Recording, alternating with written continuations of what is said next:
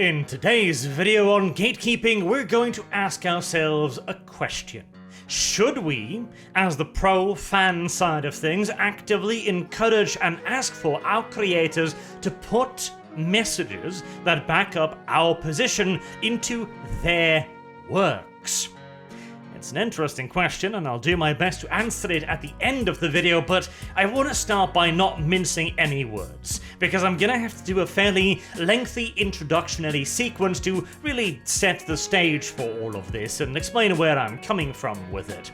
Because I'm sure many of you already know, of course, that using entertainment media to push a political agenda has been a favored tool of the anti-fan for a very long time. We have seen with Marvel, for example, people actively infiltrating institutions specifically to try and push their own overtly political messages, usually with devastating consequences for the setting in question. The examples are too damn many to even begin to list, but the most recent one would of course be He-Man again. But the latest in a long line of franchises to be ritualistically disemboweled for no other reason than because the creator has a political worldview he needs to push. The animated series has next to nothing to do with He-Man, the titular main character, instead obsessing over strong females and race-swapped side characters. It seems unquestionable that forcing ideology into settings is a near universal detriment. And I have previously said on multiple occasions that I don't want to see any real-life politics in my entertainment. Not left, not right, not centrist, not anything. Keep it to in-universe politics if you have to, and keep the rest out of it. But the unfortunate fact is, if you are not fighting, you are going to be defeated. There is simply no question about it, as our opponents have absolutely no scruples to do to us what we will not do to them. So before trying to answer my own question, let me set the stage for you. This is Tamaki.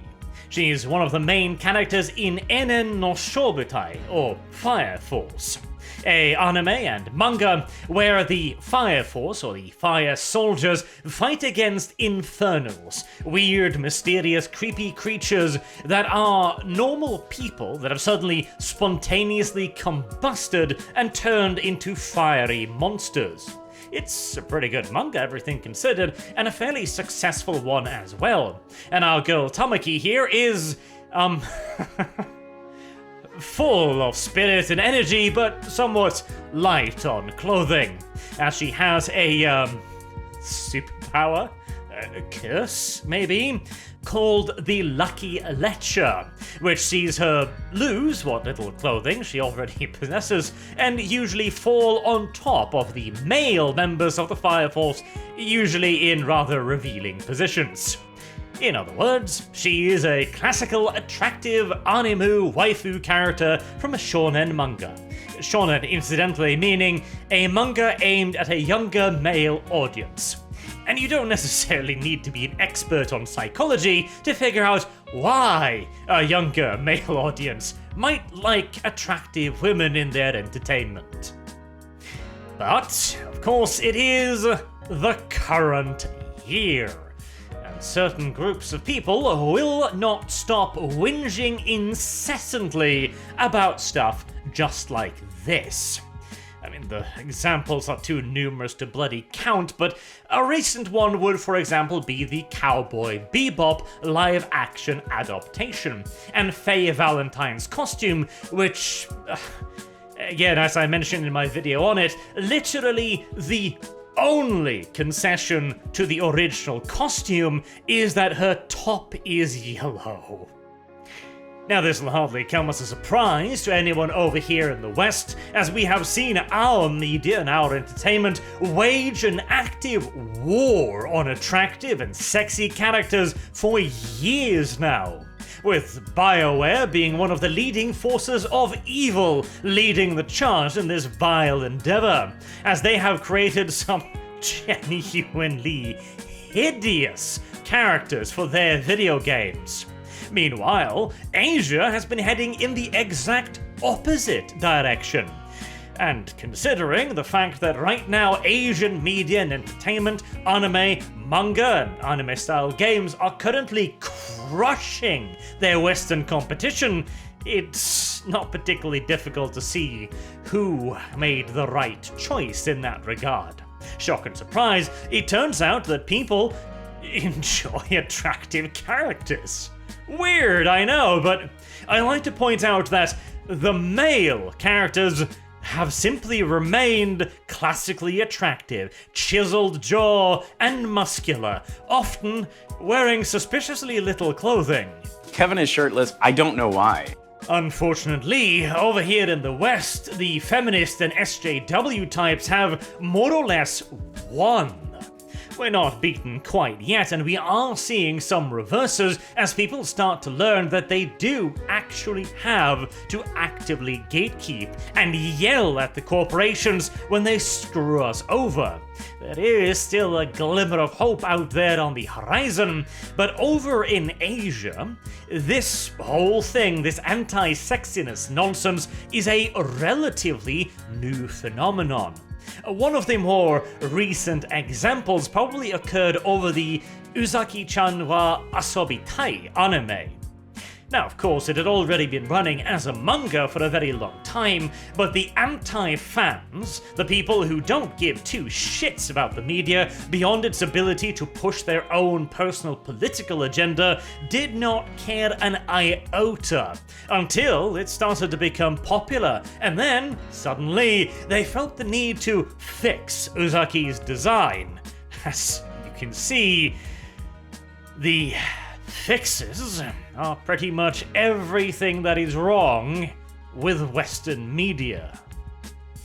And for quite some time now, as various Asian brands and forms of entertainment have been starting to work their way into the Western market, backlashes, quote unquote, like these have become more common.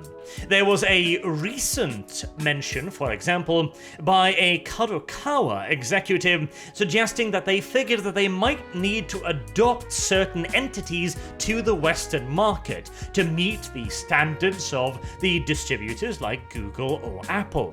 The man received an absolute mountain of backlash over this and quickly retracted his statements, even going so far as to take a personal pay cut to make up for it, which again, as I've talked about previously, the guy is not going to notice a slight pay cut. He probably earns more than enough money already, but it is the symbolism of the act that matters. It is an act of genuine contrition. It is a person saying, all right, we will not censor this nonsense, and I'm sorry that I put it in such a way as to sound as if I suggested we should. And by and large, anime, manga, and Asian video games have been pretty damn resistant to the influences of these anti-fan outsiders so far. Which finally, after about 8 minutes of lead up, leads me to today's inspiration. As the Fire Force manga quite recently released a chapter quite seemingly taking the piss out of Western puritanism and how you can't possibly show any skin because, oh, that's horrible, that's vulgar and indecent. Words that I would have expected to come out of the mouths of a Christian conservative rather than modern day lefties, and yet here we are. And the manga seems to be making the point that all of this is absolute nonsense. It is fine to have some sex appeal in your bloody manga aimed at a young male audience. Hell, I would say it's not even just fine, it is eminently desirable, in fact. And Tamaki ends the panel with saying, if you hate skin that much, I've got something to show you. Hell, I'm old enough to remember when the feminist movements used to use lines like that against the Christian conservatives. Now, this isn't the most strident message I've ever seen, certainly. It can't measure up to the Digimon event, where they had the characters fighting against a digital monster by the name of cancel culture. Which I did find rather amusing, but at the same time, at the time then, I said that I didn't necessarily like this. I don't know, and I don't know still even, if the anti-fan problem is a big one in the Digimon community. I don't know if cancel culture is a issue there that they've had experience with, but I was at the time of the opinion that you shouldn't force such points into entertainment. It should be allowed to simply just remain entertainment, even if it is for the side that I agree with. But here's the thing. We have to realize that we are fighting a battle here. We are fighting, for lack of a better term, the culture war. And, well, we are, in most ways, losing it for the simple reason that we have been refusing to fight it. And any battle with only one attacker is obviously only going to have one winner. For example, the question of censorship. My initial position was pretty damn hardline. No, you shouldn't censor anyone. We should have as damn near to absolute freedom of speech as possible, with only a handful of extreme exceptions, like literal terrorisms or threats of violence, stuff like that.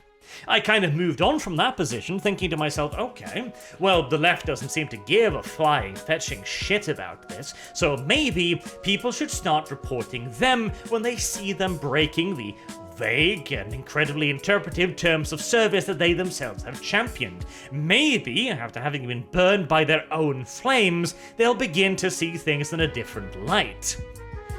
Well, they didn't. And as we see now, the large platforms tend to hold a protective hand over those they agree with for, again, very ideological reasons.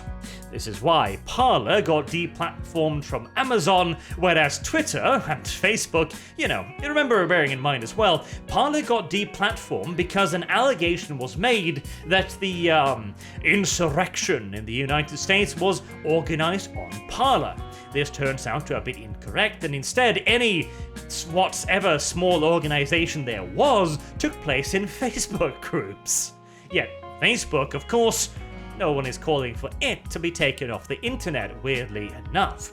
Until the point that now I've arrived at the position where I'm starting to think, okay, maybe, just maybe, Popper was correct. You do need to actively suppress the people who are trying to suppress you, before they can fully reject the argument and reach for the fist and the pistol. Yet, every time you have to think about it. Alright, the anti-fans have used their points and personal points of views in entertainment for years now as a weapon to push that to new fans, to kids, to people who don't know any better. And they have had remarkable success with it. Perhaps not financial success, but they absolutely have had institutional success. These people are in government now. They are in the education institutions. They are in schools where they are actively pushing their ideology. As we saw recently, for example, a teacher in the US literally said that he has just one school year to turn students into revolutionaries. Once again, these people have absolutely no limits, because in their minds, they are fighting the good, just and honest fight for the greater good against fascism everywhere.